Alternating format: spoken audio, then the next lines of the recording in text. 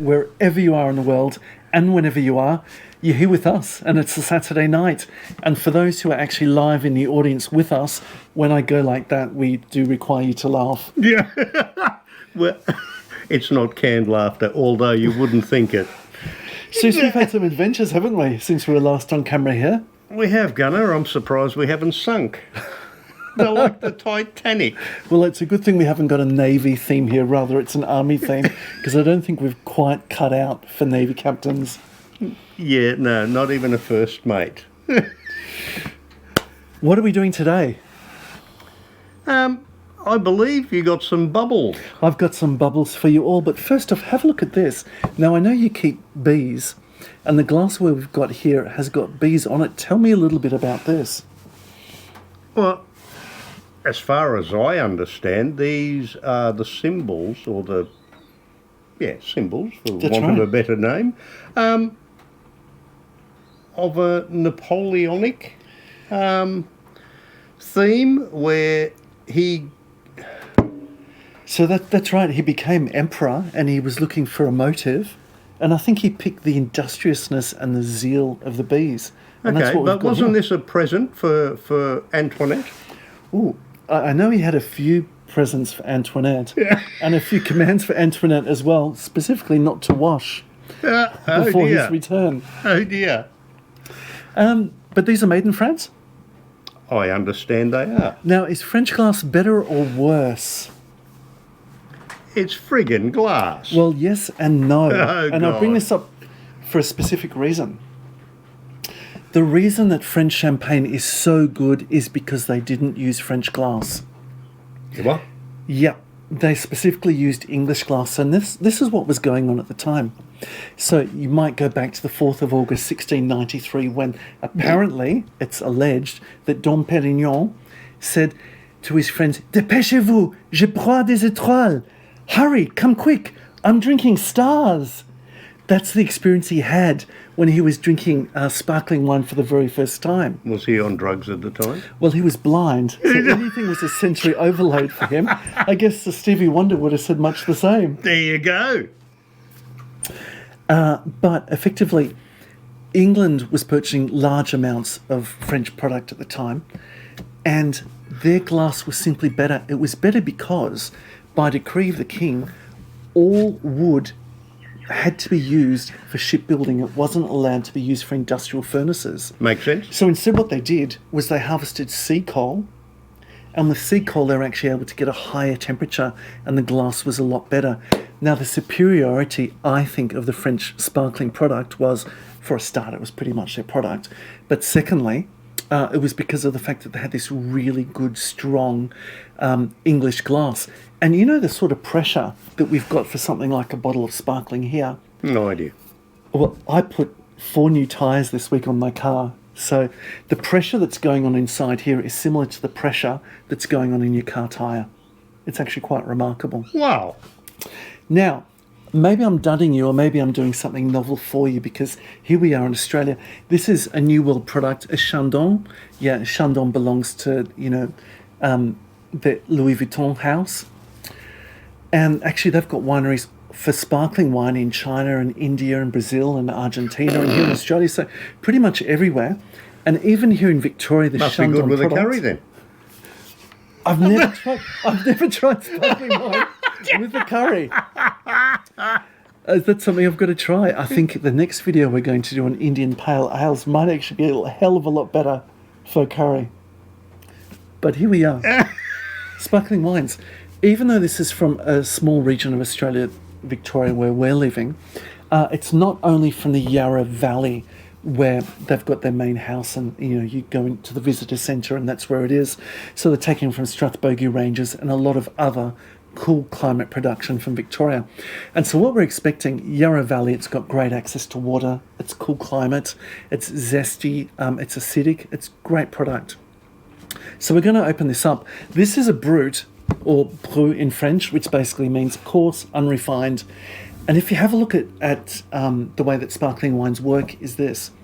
It starts from the very low level of sugar up to your really sweetened stuff. So the stuff you want to bring a cake in, it's so sweet they even take the cake away because the cake is simply not sweet enough. Now, the first time I went to Hungary and I've been introduced to this Turley sparkling wine, it was so sugared.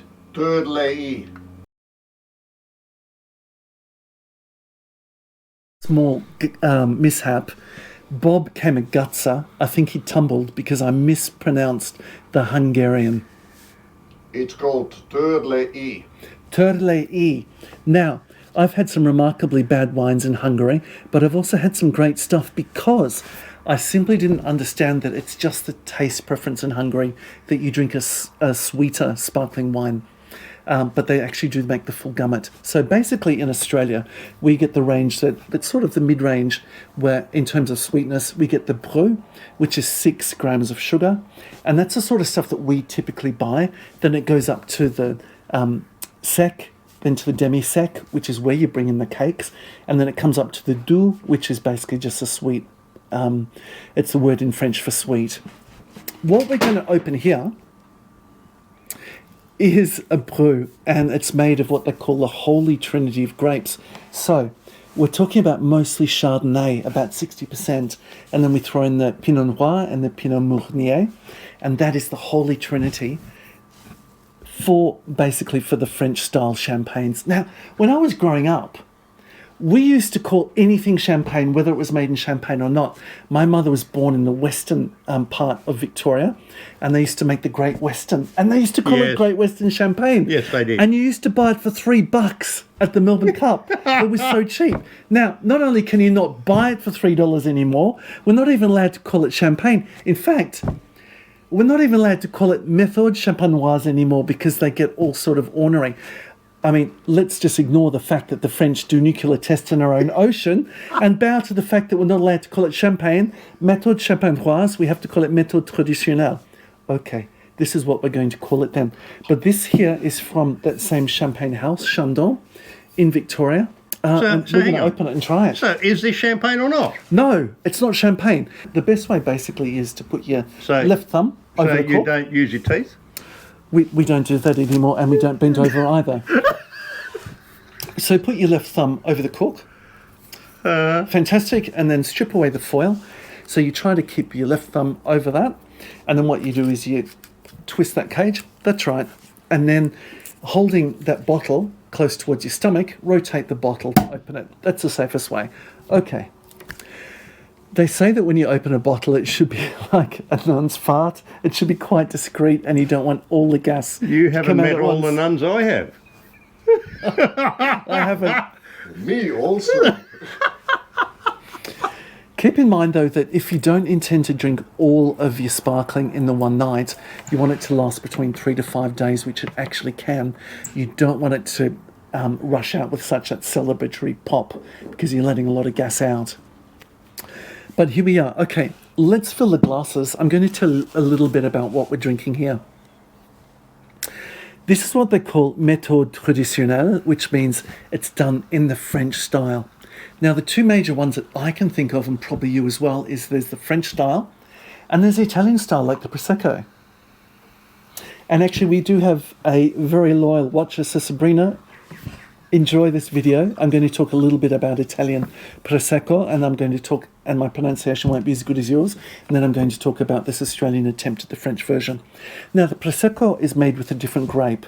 It's called by 2 different names. Let's just call it the Prosecco grape, whereas I've already talked about the 3 grapes that the French style is made of. But also, the Italian style is made a bit differently. There's 3 ways you can make sparkling. One, you can make it like Coca-Cola. If you've got a soda stream, you fill it up with syrup, you fill it up with water, and you inject the carbon dioxide into it. That's the soft drink method. So when you're drinking the really cheap stuff, you know what I'm talking about, girls who are 18 years of age? That's how they make it. When you make the Prosecco style, what you're doing is naturally allowing it to ferment, but it's been done in a large vat. And then you bottle it when it's ready. If you're doing the méthode traditionnelle or real champagne, what you're doing is actually letting it ferment in the bottle itself. To me, this is where Australian sparklings fail. Now, I'm a big advocate for Australian stuff. When we talk about whiskey and beers, I'm all in for Australian product. I just don't see the persistence of bead here and the real effervescence here. It looks pretty bloody persistent to me. Yeah, but it's not what I'm expecting from something French. So do yourself a favour. This is my recommendation to you. If you've got something to really celebrate and you want my recommendation for sparkling, this is what I'd recommend to you. A bottle of Lanson. Lanson. It is a champagne. It's from that region. Is that actually French? Yes, it is. It's from Champagne. Okay. So it has to be from that particular region that they call Champagne. Don't get awed by it. The storage that they've got of champagne there under Rem is a tunnel that's 250 kilometres long and contains at least 200 million bottles. Hamas didn't build those, did they? They haven't thought it through. Because they've got a lot of tunnels. But what we're looking here really for is what the French would call the pétulance, which is like the bubble that, the persistent bubble here. I don't see it here. And then the moussance and the creaminess to the palate when you have it. And that's very dry. That's not bad. Don't mind that. I just don't get it. I just don't think that we are making the sparklings as good as the French. It's the same company. Okay, I mean, even today, Dom Perignon is now under Moët & Chandon. If I was after a big date night or something like that, I think this would be a major letdown, and I wouldn't want to let down for the end of the night either. What's the difference between a price point on this, on the Chandon Brut, to the Dom Perignon? So let's just ignore Dom Perignon for a sec, because let's go for Moët & Chandon instead. Okay. Which is really a fair comparison. This, if you get it cheap, it's probably around the $27 mark. Okay. You could pay $35 quite easily for it at a boutique shop. If you're talking for like a Moët & Chandon, again, it depends on the pricing. It could be the $55 to $65. I would invest the money in the French product every single day of the week, even if it means I drink it half as often and I'm drinking Coca-Cola instead of a sparkling wine. I just don't think it's given me what I'm after. Now, to the nose, I mean, what I'm looking for really is a breadiness. I'm after a bit of lemon zestiness. I'm after some citrus as well, particularly because it's Victorian product. I'm after a mouthfeel which is pleasing, which is persistent, which is luxurious. That's the reason I buy it. Now, some people say a sparkling wine is just a bad wine. And when Dom Perignon was farting around with champagne, what he was actually trying to do was to remove the bubbles. The bubbles were seen as something which was actually a fault, or...